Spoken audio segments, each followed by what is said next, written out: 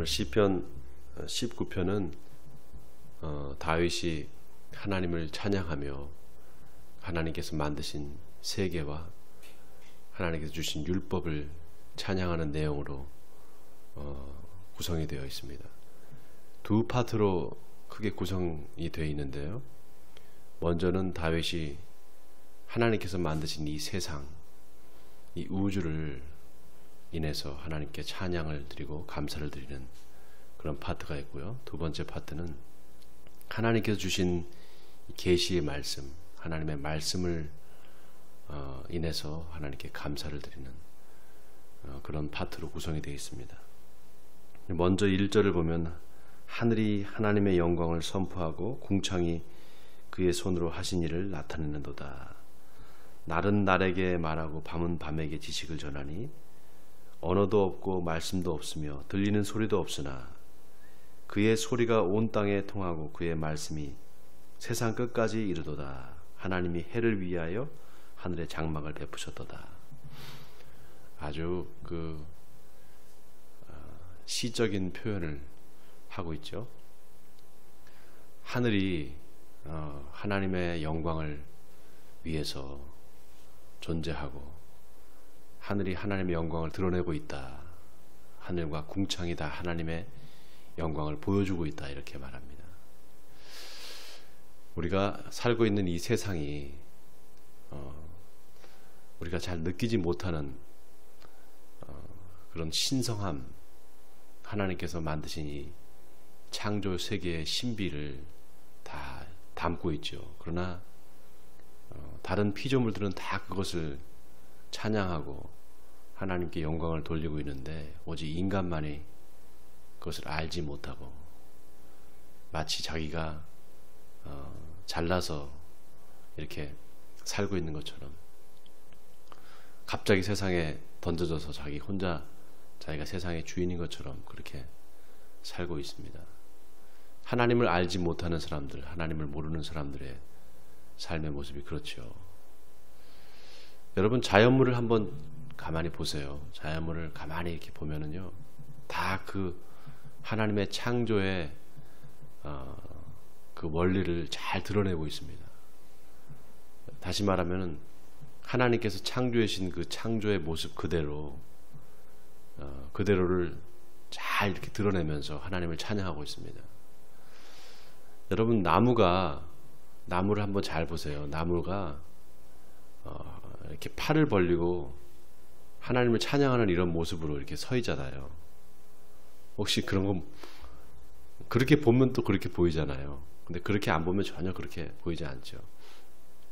근데 제가 하나님을 믿기 전에 그냥 나무나 이런 자연물들을 보면은 그냥 이렇게 지나치고 뭐 별 생각이 없었어요. 그런데 하나님을 믿고 난 다음에 예수님을 영접하고 난 다음에 세상을 보니까요, 그 세상이 다 하나님의 그 창조를 찬양하고 있더라고요.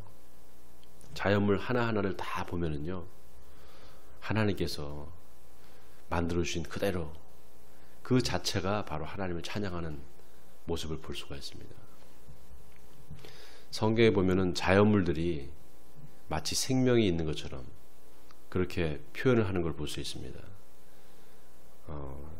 예수님께서 종려나무 가지를 꺾어서 자기를 막 환영하면서 호산나 다윗의 자손이여 하면서 막 예루살렘 성으로 들어오는 나귀를 타고 들어오는 예수님을 막 찬양하잖아요.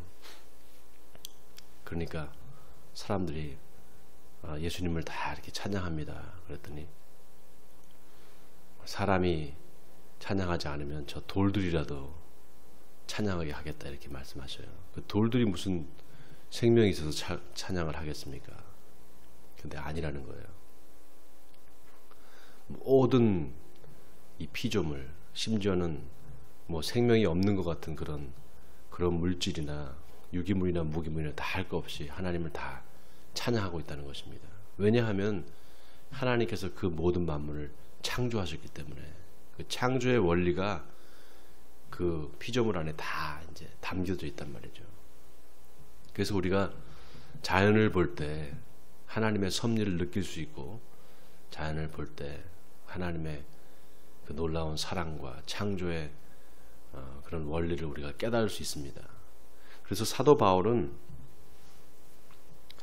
로마서 1장 20절에서 창세로부터 그의 보이지 않는 것들 곧 그의 영원하신 능력과 신성이 그가 만드신 만물에 분명히 보여 알려졌나니 그들이 핑계치 못할지니라 이렇게 말합니다. 지난 시간에 우리 시편 18편에서 맨 마지막 부분에 하나님의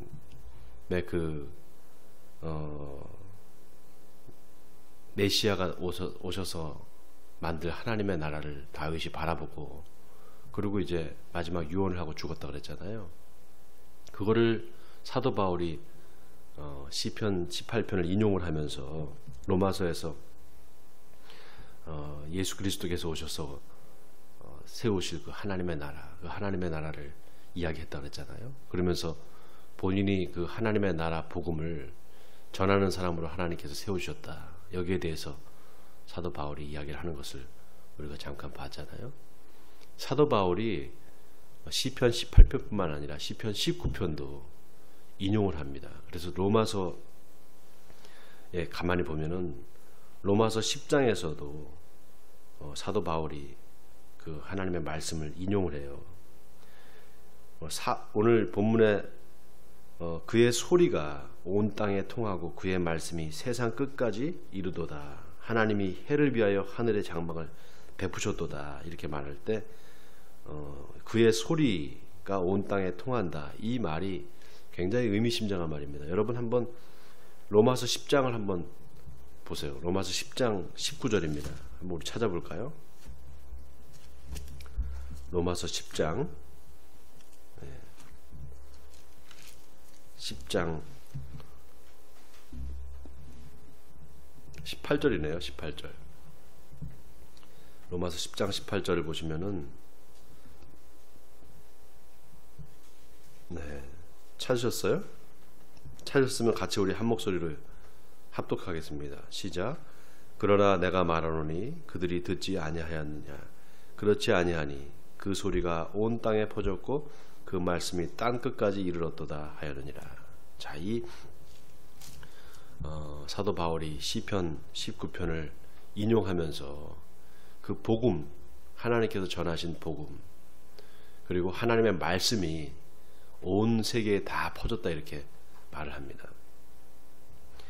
그래서 결론은 뭐냐? 하나님의 말씀은 이미 하나님이 만드신 그 창조의 그 창조물, 하나님이 만드신 세계에 하나님의 신성이 다 깃들어져 있고, 이제 하나님께서 직접 말씀하신 그 계시의 말씀이 하나님의 말씀, 그 성경으로 이제 만들어져서 모든 사람들에게 전해지게 되었다. 지금 이 얘기를 하고 있는 것이죠. 사도 바울이 그래서 하나님의 말씀을 전 세계에 전하고 하나님의 말씀을 이방에 전하는 것을 자기의 사명으로 이제 삼은 것이죠. 자, 그래서 오늘 본문에 보면은 다윗이 아주 놀랍게 하나님의 영광을 자연물에 비교해서 설명을 하는데요. 자, 5절에 보면 해는 그의 신방에서 나오는 신랑과 같고 그의 길을 달리기 기뻐하는 장사 같아서 하늘 이 끝에서 나와서 하늘 저 끝까지 운행하며 그의 열기에서 피할 자가 없도다.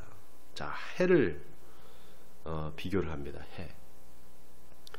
여러분, 이 해가 오늘 본문에 보면 뭐로 비유가 됩니까? 신랑으로 비유가 돼요. 신랑으로 비유가 되고, 그러면 그 해가 떠 있는 우주는 뭡니까? 네? 신랑이 있는 방이죠. 신랑이 있는 방, 그죠? 그리고 해가 이 끝에서 나와서 저 끝까지 운행합니다. 우주의 원리, 태양계의 원리가 하나님께서 만드신 그 자연 법칙대로 태양이 떠서 태양이 지고, 이게 다 우주의 원리가 하나님께서 만드신 우주의 법칙, 자연 법칙에 의해서 움직인다 이 말이잖아요. 자, 그 다음에 7절부터 보세요. 그러니까 1절부터 6절까지는 하나님의 그 창조의 섭리를 찬양하고 있는 겁니다. 자, 그런데 7절부터 보면 이제 하나님의 말씀이 나와요. 여호와의 율법은 완전하여 영혼을 소생시키며 여호와의 증거는 확실하여 우둔한 자를 지혜롭게 하며 여호와의 교훈은 정직하여 마음을 기쁘게 하고 여호와의 계명은 순결하여 눈을 밝게 하시도다. 여호와를 경외하는 도는 정결하여 영원까지 이르고 여호와의 법도 진실하여 다 의로우니 금 곧 많은 순금보다 더 사모할 것이며 꿀과 송이꿀보다 더 달도다. 자, 하나님의 말씀을 다윗이 계속해서 찬양하고 있죠. 하나님의 말씀, 하나님의 율법, 하나님의 말씀의 그 완전한 진리를 이야기하고 있습니다. 자, 여기 순결, 정결, 정직, 진실 이런 단어들이 의미하는 것이 뭡니까? 네? 이런 단어들이 의미하는 게 뭐예요? 자, 순결이나 정결이나 정직이나 진실 이것과 반대되는 말이 뭡니까? 반대되는 거는 거짓이죠. 거짓. 하나님은 거짓을 미워하시는 분이셔요. 하나님이 제일 싫어하는 거는 거짓입니다. 여러분 이거 명심하시기 바랍니다. 세계가 하나님이 창조한 이 세계가 죄로 부패하게 된 그 원인이 뭔가 바로 거짓말 때문이에요. 거짓말. 우리가 우리 입술에서 거짓을 제어버려야 됩니다. 우리 입술에서. 하나님께서 제일 싫어하시는 것은 바로 거짓이에요. 우리가 하나님 앞에 죄를 질 수 있어요. 우리가 연약하기 때문에. 그런데 그게 회개하지 않고 계속 그 죄를 갖고 있으면 우리는 멸망당하잖아요. 하나님 앞에서 두 마음을 품는 것, 그것만큼 하나님을 진노케 하는 게 없습니다. 우리가 가장, 우리 예수 믿는 사람들이 가장 싫어해야 될 것이 바로 이 거짓이에요. 그런데 참 안타깝게도, 정말 안타깝게도 예수 믿는 사람들한테 진실함과 이 성실함, 정직 이런 것들이 사라져 버립니다. 자꾸 예수 믿는 사람들이 정직하지가 않고 예수 믿는 사람들이 진실하지가 않고 성결하지가 않고 순결하지가 않다. 그거는 이미 우리가 예수를 믿는 게 아니다 이렇게 볼 수 있어요. 여러분 신부가 가장 중요한 신부가 가지고 있는 가장 중요한 가치가 뭘까요? 순결함입니다. 순결함. 흰색 면사포를 입고 있잖아요. 신부가 결혼식에. 그럼 뭘 상징할까요? 순결함, 정결함. 그걸 상징하잖아요. 오늘 성경에 해를 뭐로 비유했죠? 신랑으로 비유하잖아요. 신랑. 바로 의의 태양이신 바로 예수 그리스도, 바로 하나님의 아들 예수 그리스도를 그렇게 표현하고 있는 겁니다. 신랑으로. 그 신부된 우리들이 어때야 되는가? 순결해야 된다. 정직해야 된다. 이런 뜻이에요. 그래서 이 순결, 정결, 정직, 진실 이건 다 참을 얘기하는 겁니다. 참. 진리를 얘기하는 거예요. 거짓에 반대되는 거죠. 그러니까 참과 진리를 사모하는 사람, 그 사람이 바로 하나님을 사랑하는 사람입니다. 여러분 잘 들으세요. 참, 진리 이런 것들을 사모하는 사람, 그래서 거짓을 미워하는 사람, 그 사람이 바로 하나님의 백성입니다. 그렇지 않은 사람은 하나님의 백성이 될 자격이 없어요. 예수 믿는 사람들 중에 아무리 그 사람이 예수를 잘 믿고 아무리 교회 생활을 열심히 하고 신앙생활을 열심히 해도 자꾸 거짓말하는 사람, 그 안에 진실이 없는 사람, 그 사람은 하나님의 백성이 아니에요. 그래서 우리가 제가 말씀드렸잖아요. 우리가 믿음만 가지고 구원 못 받는다고 말씀드렸어요. 믿음만 갖고는 구원을 못 받아요. 믿음만 갖고 구원을 못 받는다는 게 무슨 말인가? 믿음으로 다 구원 받는다 그랬는데, 믿음도 있어야 되지만요, 양심이 있어야 돼요. 선한 양심이. 선한 양심과 믿음이 같이 있어야 돼요. 그렇지 않으면은 우리는 구원 못 받습니다.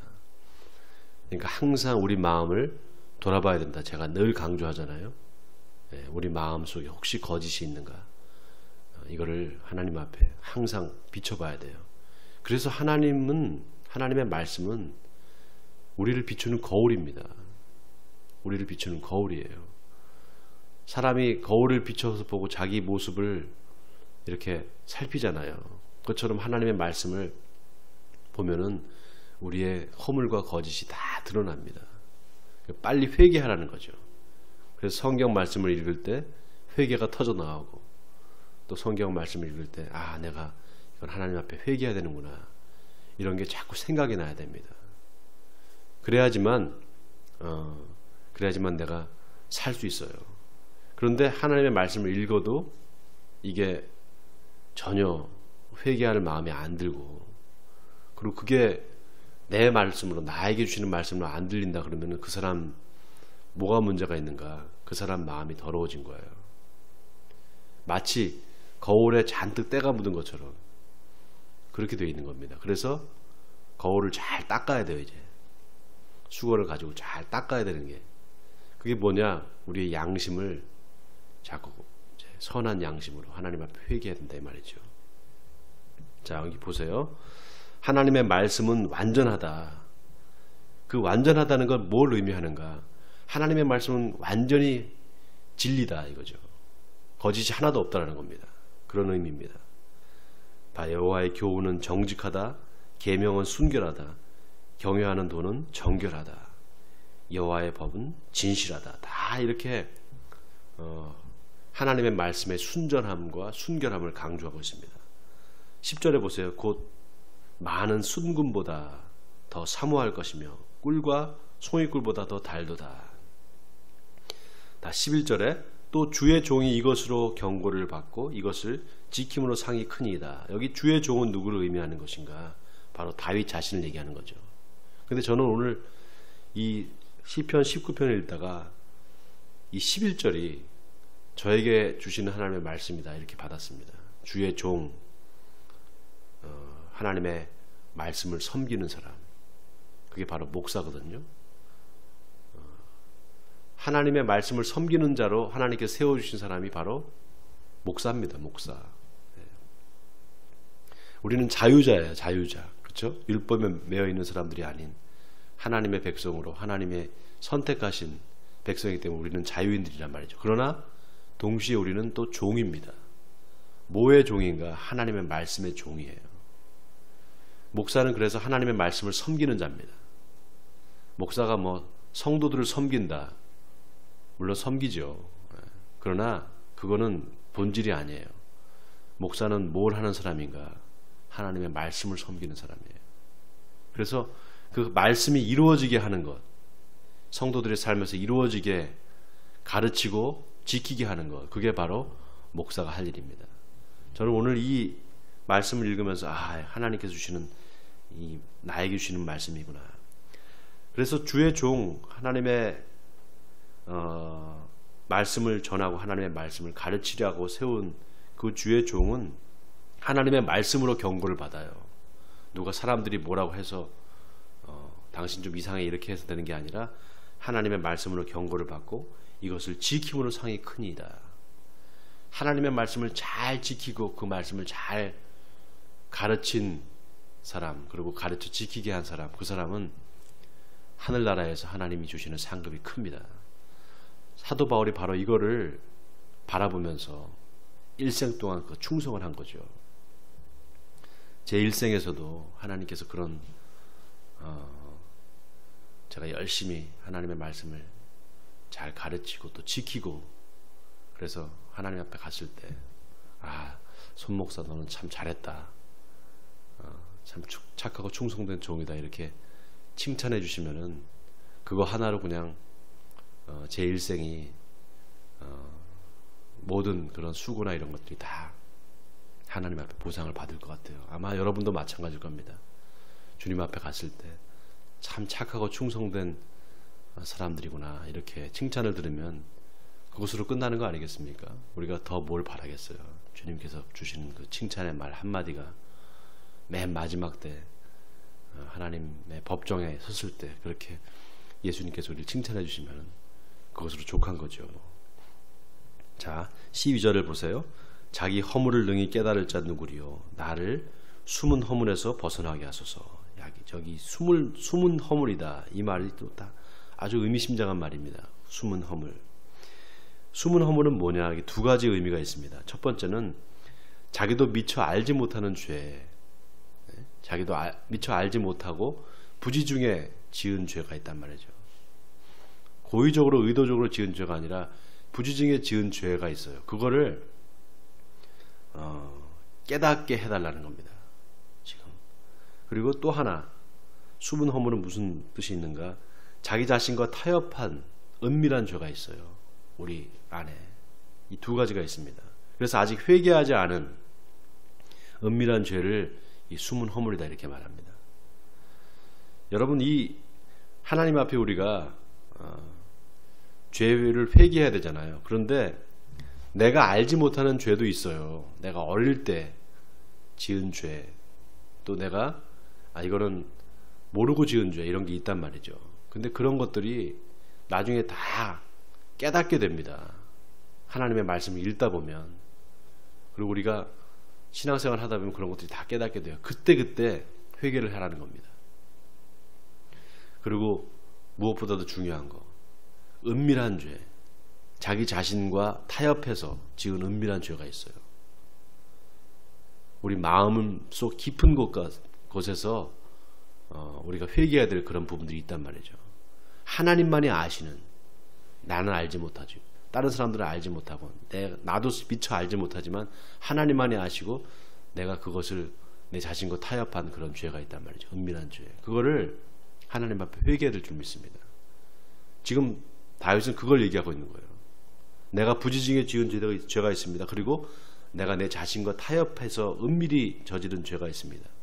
아직 회개하지 않은 죄가 있습니다. 이거를 하나님께서 드러내 주시고 여기서 벗어나게 해주시옵소서, 이렇게 지금 기도하고 있는 거죠. 또 13절에 보세요. 또 주의 종에게 고의로 죄를 짓지 말게 하사 그 죄가 나를 주장하지 못하게 하소서. 그리하면 내가 정직하여 큰 죄가에서 벗어나겠나이다. 자, 고의로 짓는 죄, 여러분 이거 고의로 짓는 죄, 이거 어떻게 될까요? 원칙적으로는 여러분 고의로 짓는 죄, 이거는 회개할 방법이 없어요. 성경에 레위기에 보면은 그 속건죄, 여러분 속건제사라는 거 들어보셨죠? 속건제사. 내가 이웃에게 저지른 죄를 하나님 앞에 회개할 때 이웃한테 가서 내가 잘못했다고 먼저 용서를 빌어요. 그리고 하나님 앞에 가서도 이제 용서를 빌면서 제사를 드린단 말이죠. 속건제. 근데 고의로 지은 죄에 대해서는 속건제로 제사를 드리지 않습니다. 속건제사는 부지중에 지은 죄를 가지고 하나님 앞에 드리는 제사예요. 그러면 고의로 지은 죄는 뭐냐? 고의로 지은 죄는 원래 하나님 앞에 드리는 제사가 없어요. 그러니까 무슨 얘기인가? 내가 하나님의 말씀을 읽고 하나님의 말씀을 이제 잘 알아요. 그래서 이거 하면 안 된다, 이런 죄를 지으면 안 된다 라고 알고 있는데도 불구하고 계속해서 짓는 죄, 계속 고의적으로 짓는 죄를 짓다 보면 어떻게 되는가? 여기 보세요. 13절에 그 죄가 나를 주장하게 됩니다. 죄가 나를 이끌어가요. 무슨 얘기인지 아시겠어요? 그럼 어디로 이끌어갈까요? 지옥으로 이끌어가는 거죠. 지옥으로. 사망으로 이끌어가는 거죠. 그걸 끊어야 돼요. 그러니까 지금 그걸 얘기하고 있는 겁니다. 다윗이. 고의로 죄를 짓지 말게 해주시옵소서. 이렇게 지금.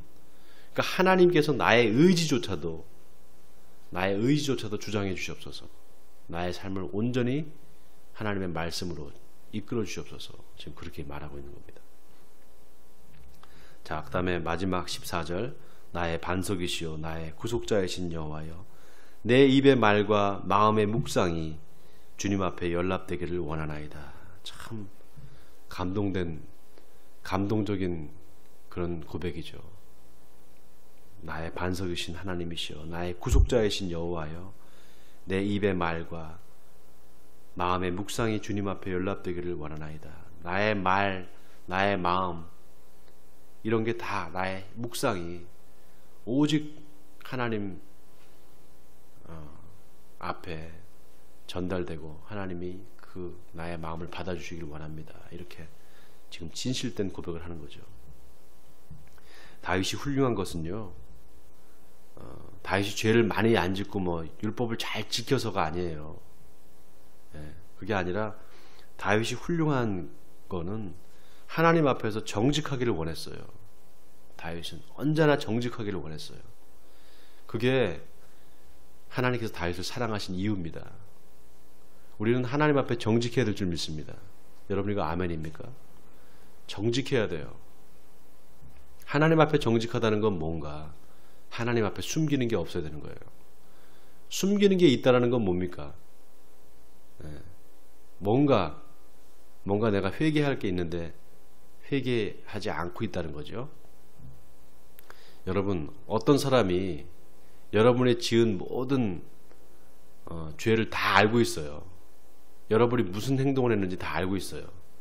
예를 들면 CCTV가 있는데 그 CCTV가 여러분이 하루 어떤 일을 했던 거를 다 녹화를 해놓고 있어요. 근데 그 앞에서 거짓말 할 수 있을까요? 없잖아요. 다 알고 있는데. 하나님께서 바로 그런 분이시죠. 우리는 내 모든 것을 다 알고 계시지만 우리가 회개하기를 기다리고 계시는 하나님이십니다. 자, 오늘 말씀을 이제 마무리하겠습니다. 오늘 시편 19편을 잘 묵상해 보시기 바랍니다. 다윗이 어떤 마음을 가지고 지금 하나님을 찬양하고 또 어떤 마음을 가지고 자기 자신의 그 죄를 고백하고 또 하나님께 구하고 있는지 잘 오늘 묵상해 보시면서 혹시 내 마음에 있는 죄가 있다면 하나님 회개합니다. 용서해 주시옵소서. 오늘 하루도 하나님 말씀의 그 완전함으로 나를 인도해 주옵소서. 이렇게 기도하고 또 말씀으로 승리하신 여러분 되시기를 주님의 이름으로 간절히 축원드립니다.